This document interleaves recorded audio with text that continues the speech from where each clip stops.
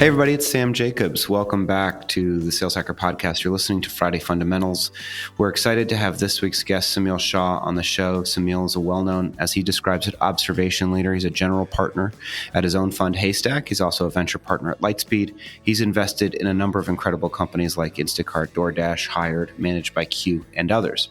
And today he's going to talk to us about two simple questions when considering a career in venture capital. Now, before we get to that question, we want to thank the people that put food on our table. In this case, it's the company Outreach. Outreach triples the productivity of sales teams and empowers them to drive predictable and measurable revenue growth. By prioritizing the right activities and scaling customer engagement with intelligent automation, Outreach makes customer-facing teams more effective and improves visibility into what really drives results. Now, Samil, you've written about this idea. What are two simple questions? If I'm a person out there and I want to begin a career in venture capital, what are two simple questions I need to ask myself?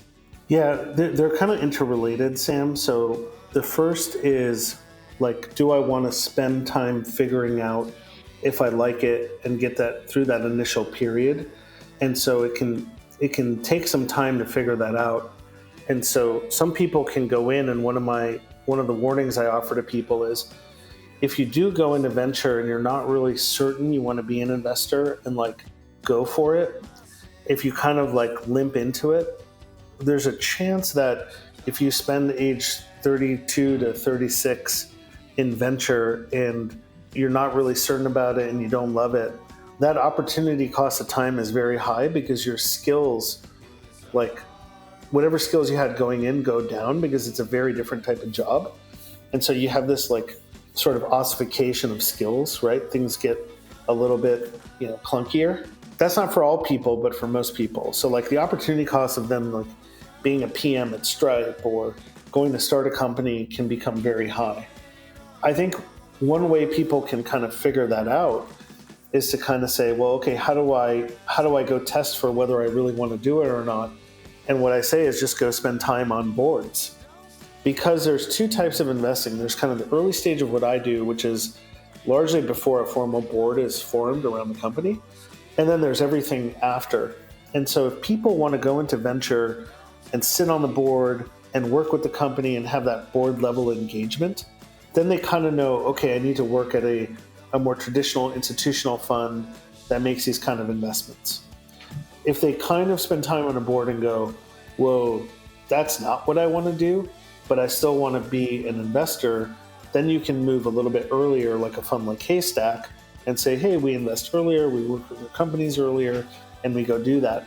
And the reason I wrote all this out is because I see a lot of people just saying I want to be a VC and then just applying to firms at all different stages and trying to get a role anywhere. And I think it potentially sets them up for a tough opportunity cost. So those are the two questions. Yeah, I think the two questions are you certain you want to do it? And then how do you get the certainty? And the certainty relies around the boards. Makes a lot of sense. Awesome. Samil, if people are listening and they want to contact you, maybe there are entrepreneurs or other people that are interested. Are you open to that? Is there a preferred method of communication that you have? I appreciate that. What I usually ask people to do in a world where people have just a ton of startups and it's impossible to sort is what I pay most attention to is somebody that I know who's recommending me to somebody else because of X, Y, and Z reasons. Those are the emails that get to go to the top of the list. Understood. So find somebody that knows Samil and get an introduction. Yeah, I feel a little bit odd saying that, but it's the truth. And it is a way of filtering. I mean, I'm even looking for people to get 2 or 3 introductions to me, frankly. So I can understand that it's coming from multiple sources. Understood. If folks want to reach out to me, you can linkedin.com/in and then /Sam F. Jacobs. And thanks to our sponsor, Outreach. Samil, thanks for being a guest on Friday Fundamentals and on This Week on the Sales Hacker Podcast. We'll talk to you soon. Thank you so much, Sam.